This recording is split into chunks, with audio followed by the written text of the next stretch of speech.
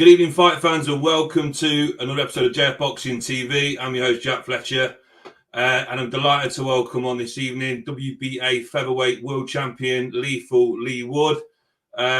Just under 3 weeks now until the main event, Motor Point Arena, for your first world title defense versus Mick Conlan. Leigh, how you doing? Good, mate. Good. In the thick of it. Just under 3 weeks to go. Yeah, this last few weeks of hard graft, bit of tapering, and it'll soon be it will seem like a snap of my fingers, and I'll be across the ring looking at him, ready to go. Just before we get into the nitty gritty of the main event, Brooke Khan last night. But yeah, goosebumps watching that. I was buzzing for him. It's took a long time to get that fight over the line for him, and it's going to be good for him now because no matter what happens, that's been put to bed.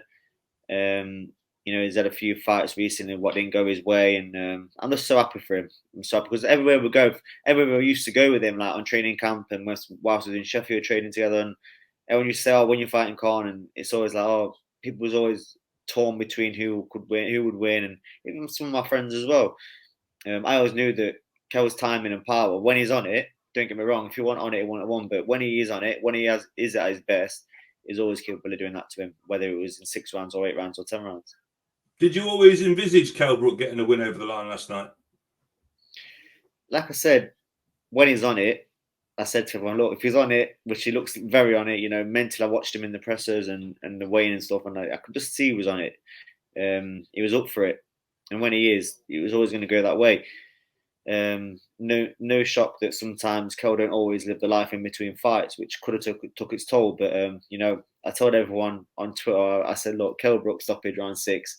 I just picked a round off the top of my head, and it come in. So hopefully a few people put a few quid on it. Do you think Kell Brook should now hang up his gloves and that cements his legacy, or does he fight Chris Eubank Jr.? What would you do if you was in his shoes at this point in your career? That's up to him. That's his decision.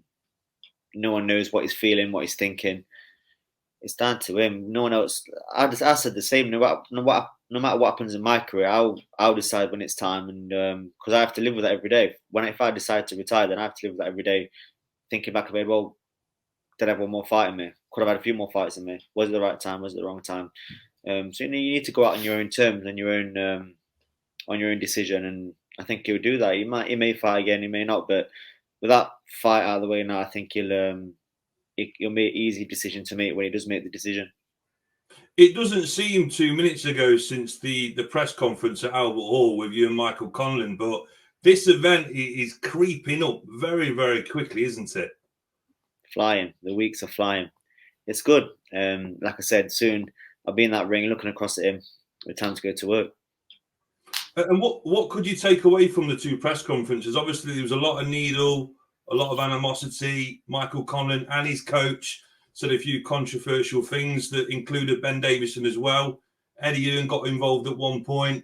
You was back in your corner, and there was some heated exchanges. So is there anything you can sort of take away from that psychology before the fight?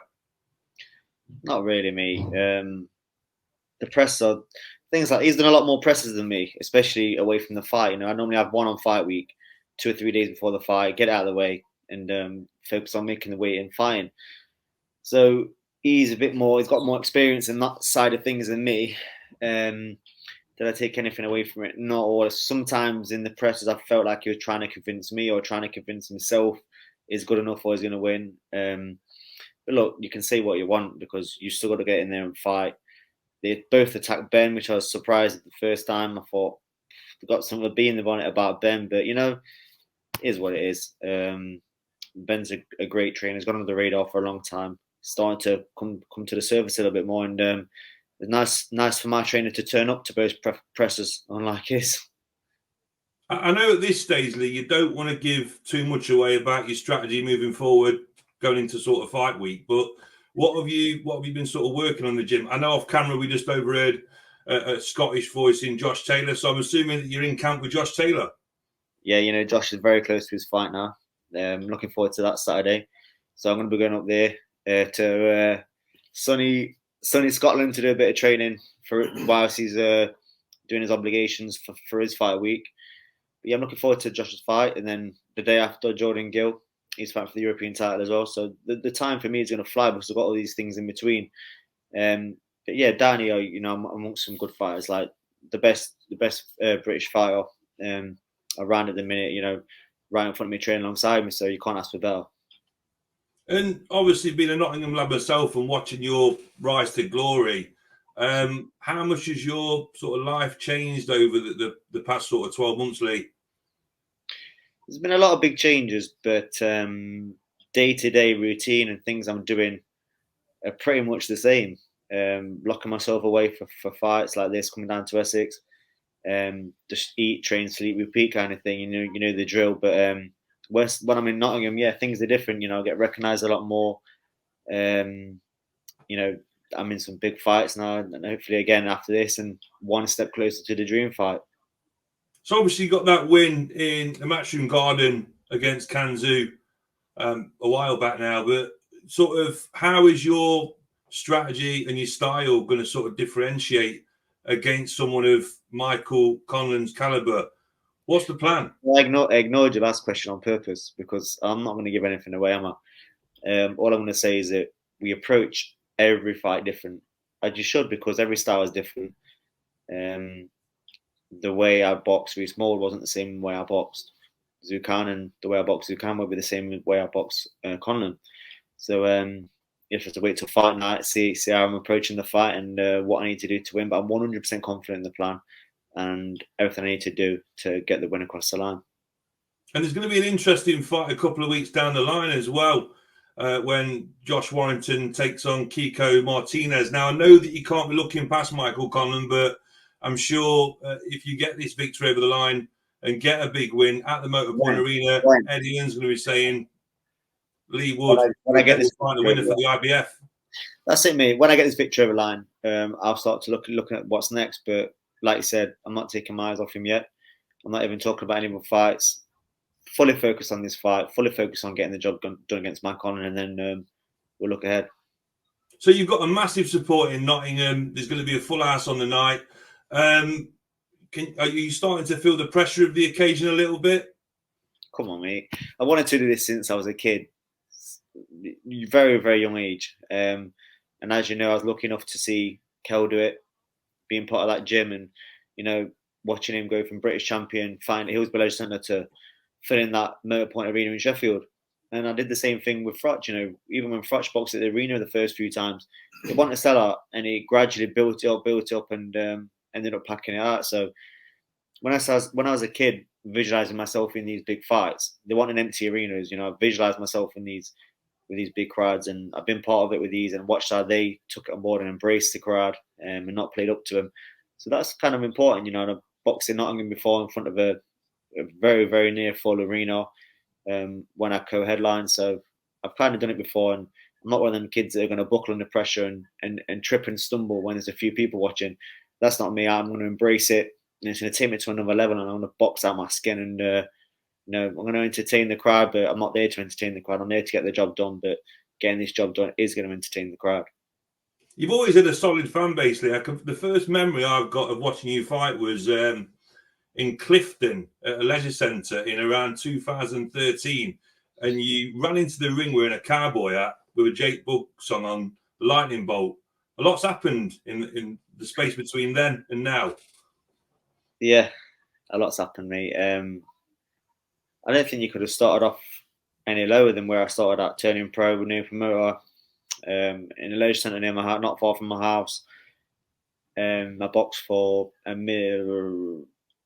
British Masters title, International Masters title. Some people wouldn't even have heard of them that even box pro. And then, you know, an area title was my first proper title. The I class was my first proper title. So, you know, people say they start from the bottom. Like some people start an English title, and I think they start from the bottom. I had to win 3 titles before I even got a shot at a prestigious title. So, you know, start from right down there, and built my own fan base. And a lot of people say, you know, like when I'm selling tickets, like, why are you doing tickets? You should leave that to other people and this and that. But I've done that since I turned pro. So a lot of the people that bought tickets were friends of friends and friends of family. So they do always come through me as well, because that's how it's always been. Because that's where I've started, and without them guys, I probably would have struggled to get where I am today as well. You had a point in your career where things were stalling a little bit, but everything's now turned on its head, and now you get to defend your world title in Nottingham, and then off the back of that, there's going to be the opportunity to go for an IBF world title as well. So stuff dreams are made of. Yeah, I'm not really focused on what's next. Like I said, focusing on this fight, not just winning, looking good winning, because I want to mix it with the big boys. I want to get in there with the likes of them, Warrington and Kiko and Leo Santa Cruz.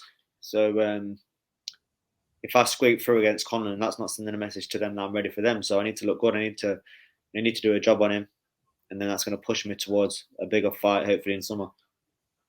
I know not a lot of boxers and fighters want to do a fight prediction, but I'm going to ask you the question, Leigh. What's going to happen in this fight?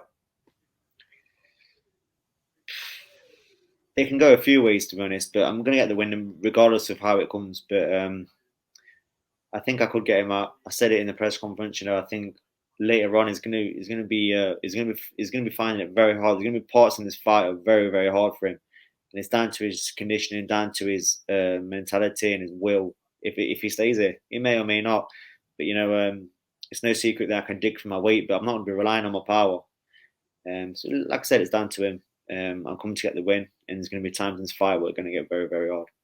And looking at Conlan's attributes, skills, abilities, what do you need to be mindful of when you're fighting Mick Conlan? Like I said, I don't want to give too much away. I don't want to tell you what I've been working on, what we're focusing on, what we're trying to nullify in this fight. But look, Ben hasn't got it wrong yet with me. He's not going to get it wrong for this fight either. So you have to wait till March 12th. You've not got long to wait, mate. You've got a few more weeks, 2.5 weeks, and we're nearly there. You must be absolutely ecstatic at the amount of tickets that were sold in such a short space of time. It was an instant sellout, wasn't it, Leigh? Yeah, massive thank you for all the local support. People from outside the city, they're travelling over to have a great night and watch the boxing as well. I think my aunt is sold pushing on 2,000 tickets for myself, and that's all we could get off Matchroom. They had to sell so many through the arena. We could have done 2 or 3 times that. But yeah, that's all we was allowed. I was sending people to the undercards who had tickets, and it's been crazy. But just thank you to everyone for the support, and just bring the noise on fight night, and I'll bring the heat. Leigh, I can appreciate your time. I know that you're only less than 3 weeks out, so for you to come on to the channel for a little chat, I'm massively grateful for that. And best of luck on your fight. I'll be there ringside, and I'll speak to you soon. Wicked, mate. Yeah, a few people have asked me for interviews, but I'm just kind of trying to tie them all off and get them done with in fight week when I've got a lot of them to do. So this is probably my last one now before match or fight week. So everyone else, there's a few more weeks to go. I'm feeling great. I'm feeling strong, sharp, fit, focused, which is the main thing. My head's in the right place, and I'll see you all fight week, and hopefully you can all meet the presser. And it's going to be in Nottingham in the weigh-in. Hopefully somewhere city centre wise on the Friday around midday. So try to get that off work as well if you can. Come make some noise, show some support. I can't wait for this. Leigh, thanks very much for coming on to JF Boxing TV. Thanks, mate.